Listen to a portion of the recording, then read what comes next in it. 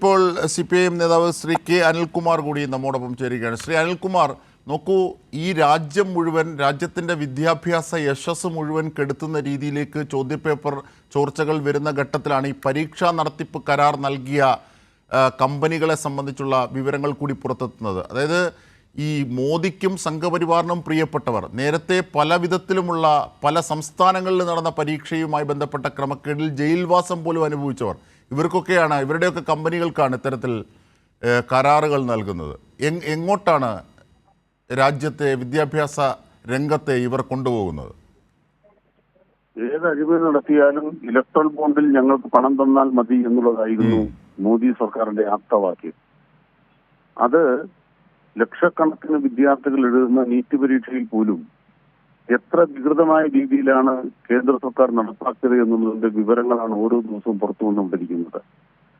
ഇതിന് മറയിടുന്നതിന് വേണ്ടിയാണ് അടിയന്തരാവസ്ഥയെക്കുറിച്ച് സംസാരിക്കുന്ന നമ്മുടെ രാജ്യത്തെ ഗവൺമെന്റും അതിന് നേതൃത്വം കൊടുക്കുന്ന പ്രധാനമന്ത്രിയും സ്പീക്കറും ഇപ്പോൾ ഇതാ രാഷ്ട്രപതിയും വരെ പറഞ്ഞിരിക്കുകയാണ്, ഈ പരീക്ഷാ ക്രമക്കേടുകളെ കുറിച്ച് ചർച്ച ചെയ്യരുത്, അത് രാജ്യത്തിനെതിരാണ്, രാജ്യത്തെ ദുർബലപ്പെടുത്തും. യഥാർത്ഥത്തിൽ ഈ രാജ്യത്തിന്റെ ഭാവിയായ ചെറുപ്പക്കാർ എത്രയോ പേർ പരീക്ഷ പഠിച്ചെഴുതുന്നു. അവരൊന്നും പഠിച്ചെഴുതേണ്ടതില്ല, അവർക്കെല്ലാം പണമുള്ളവർക്ക് ചോർത്തി കൊടുക്കപ്പെടും എന്ന് ബോർഡ് വെച്ചുകൊണ്ടാണ് നരേന്ദ്രമോദി ഈ പ്രവർത്തനം നടത്തുന്നത്. ഞാൻ കേരളത്തിലെ ഗവർണർ എടുത്ത നിലപാടിനെ കുറിച്ചാണ് ഈ സന്ദർഭത്തിൽ ഓർക്കുന്നത്. കേരളത്തിലെ സർവകലാശാലകളുടെ മഹാപുച്ഛം, UGC എന്ന് പറഞ്ഞാൽ ഏതാണ്ട് ഒരു വിശുദ്ധ പശുവാണ്. ഒരു ക്രമക്കേടും നടത്താത്ത മര്യാദ രാമന്മാരാണ് UGC. അവര് പറയുന്നവരെല്ലാം കേരളത്തിലെ VC-മാരാക്കി പോണം. ഇതിന് ഒരുമ്പെട്ടിറങ്ങിയ ഒരു ഗവർണർ ഇവിടെയുണ്ട്. ഇവരെല്ലാം കൂടെ കൂടിച്ചേർന്നുകൊണ്ട് നമ്മുടെ നാടിനെ ഏത് പതനത്തിലേക്ക് നയിച്ചിരിക്കുന്നു എന്നുള്ളതാണ് തെളിയിക്കുന്നത്. ഇപ്പതാ സൈന്യത്തിന് വേണ്ടി നടത്തിയ പരീക്ഷയിലെ പേപ്പർ കൂടി ചോർന്ന വിവരം പുറത്തു വന്നിരിക്കുന്നു. എവിടെയൊക്കെയാണ്? നീറ്റ് പരീക്ഷയിൽ ക്രമക്കേട്, UGC നെറ്റിൽ ക്രമക്കേട്, സൈന്യത്തിന് വേണ്ടി നടത്തിയ പരീക്ഷയിൽ ക്രമക്കേട്. നമുക്കറിയാം, വ്യാപം പരീക്ഷയിൽ ക്രമക്കേട് നടന്നു മാത്രമല്ല, അതിന്റെ തെളിവുകൾ പുറത്തു വരാതിരിക്കാനും വേണ്ടി അതിൽ സാക്ഷികളാക്കപ്പെട്ട നിരവധി ആളുകളെ കൊന്നുതള്ളിയൊരു രാജ്യമാണ് ഇന്ത്യ. അതാണ് ഇവിടെ സംഭവിച്ചിരിക്കുന്നത്. അതുകൊണ്ട് തന്നെ ഒന്നും രണ്ടും നരേന്ദ്രമോദി സർക്കാർ ഏത് പതനത്തിലേക്ക് ഇന്ത്യയെ ഏൽപ്പിച്ചു എന്നുള്ളതിന്റെ ഏറ്റവും പ്രധാനപ്പെട്ട തെളിവുകളാണ് പുറത്തു വന്നിരിക്കുന്നത്. ഈ സാഹചര്യത്തിൽ ഇന്നത്തെ ഇന്ത്യൻ പ്രധാനമന്ത്രിക്കും ഈ ഭരണകൂടത്തിനും അധികാരത്തിൽ തുടരുന്നതിന് അയോഗ്യത ഉണ്ടായിരിക്കുന്നു. അധികാരത്തിൽ തുടരാനുള്ള അവരുടെ അവകാശപ്പെട്ടിരിക്കുന്നു. മോദി ഇന്ത്യയിൽ ഭരിക്കുന്നിടത്തോളം കാലം ഒരു പരീക്ഷയും മര്യാദയ്ക്ക് നടക്കില്ല എന്ന് മാത്രമല്ല, വിദ്യാർത്ഥികളുടെയും ചെറുപ്പക്കാരുടെയും സ്വപ്നങ്ങൾ കരിച്ചു കളയുമെന്ന് മാത്രമല്ല, ഇവർ ഈ രാജ്യത്തിനകത്ത് നടപ്പാക്കിക്കൊണ്ടിരിക്കുന്നത് കച്ചവടം മാത്രമാണ്, സ്ഥാപിത താല്പര്യങ്ങളുടെ കച്ചവടം മാത്രമാണ്.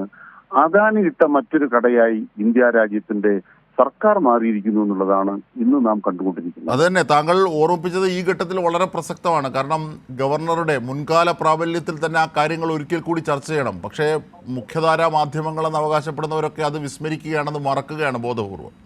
കാരണം ഈ രാജ്യത്ത് തന്നെ യശസ്വിയായ വിദ്യാഭ്യാസ സംവിധാനങ്ങളെയാണ് ഒരു കാരണങ്ങളും ഇല്ലാതെ അവമതിപ്പുണ്ടാക്കുന്നത്. ചില ഒറ്റപ്പെട്ട ചില വ്യക്തികളുടെ വീഴ്ചകൾ പോലും സംവിധാനങ്ങളുടെ പരാജയമൊക്കെയായി ഗവർണർ കണ്ടതും അതിനെ പ്രതിസന്ധിയിൽ നിർത്തിയതും.